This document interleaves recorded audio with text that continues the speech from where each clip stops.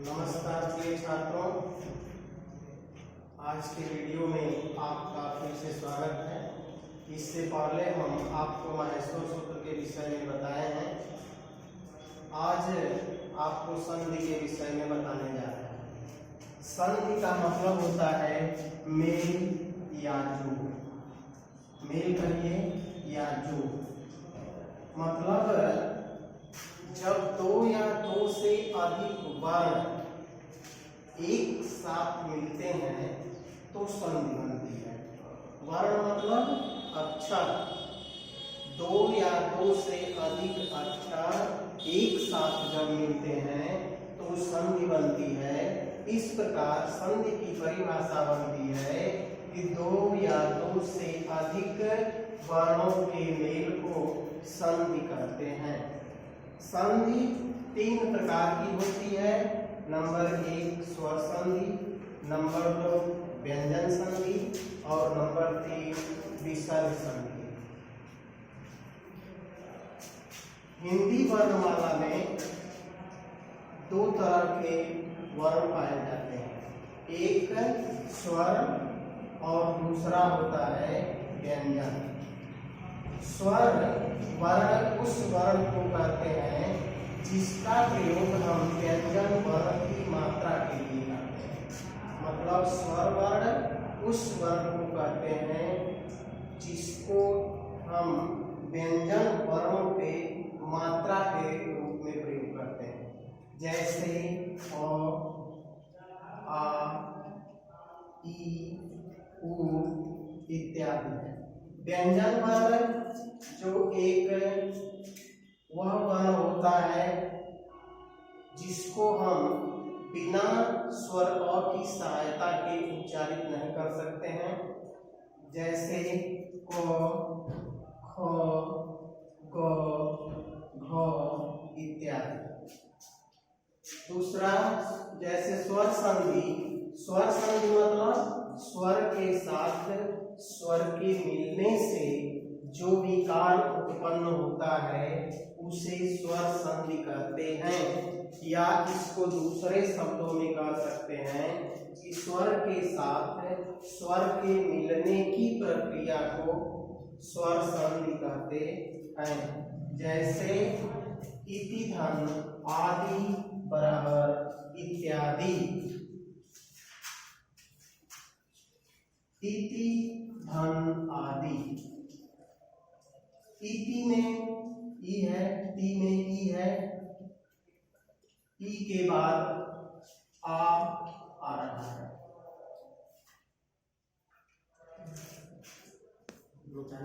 चलिए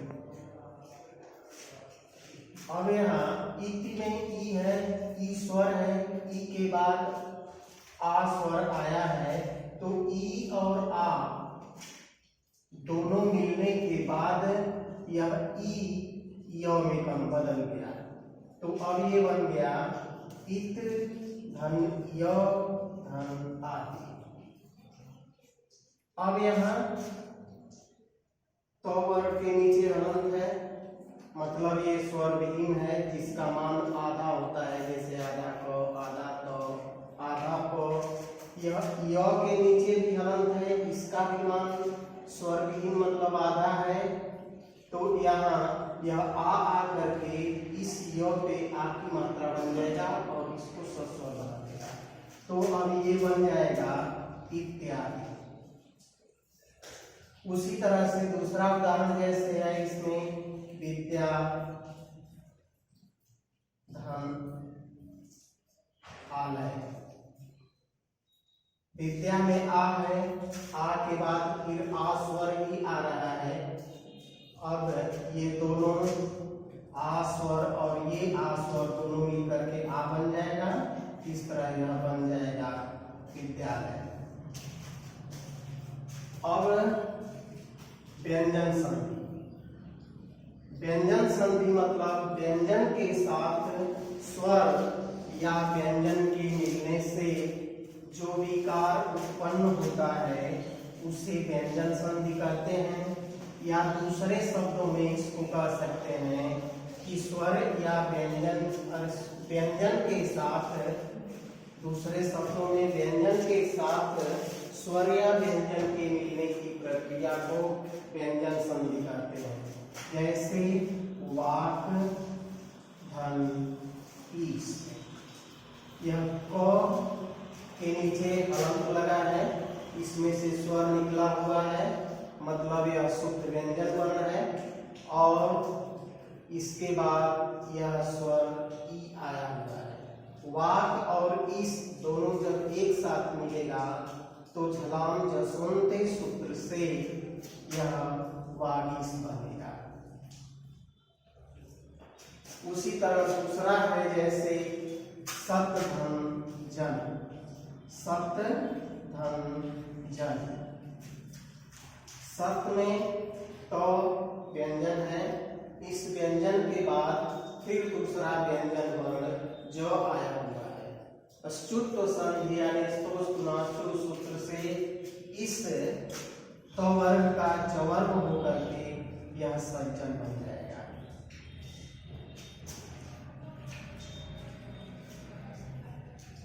विसर्ग संधि। विसर्ग किसी भी व्यंजन वर्ण के बाद, ये जो दो बगल में उसके साइड में एक तरफ जो दो बिंदु के रूप में बनते हैं या लगाए जाते हैं, जिसका उच्चारण संस्कृत भाषा में या हिंदी में ह के रूप में किया जाता है, इनको विसर्ग कहते हैं। तो इस विसर्ग के बाद व्यंजन या स्वर के मिलने की प्रक्रिया को विसर्ग संधि कहते हैं। जैसे कवि धन असौ, संस्कृत भाषा के शब्द हैं कवि धन असौ।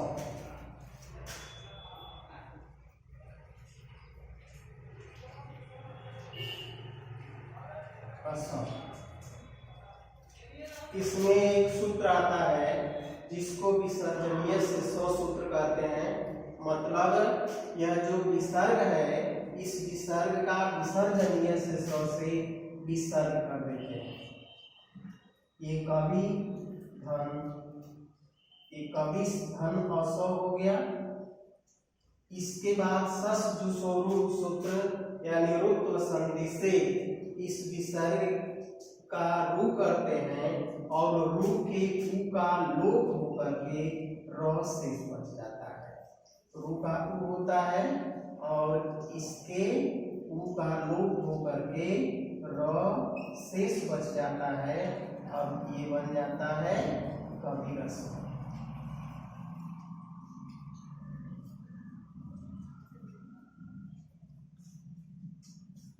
इसी तरह इसमें दूसरा उदाहरण है पुनश्च।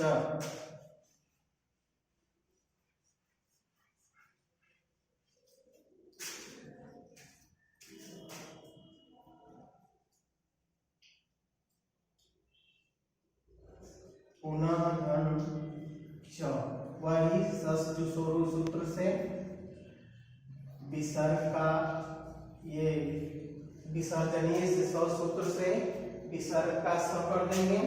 इसके बाद यह च आएगा यानी च वर्ग।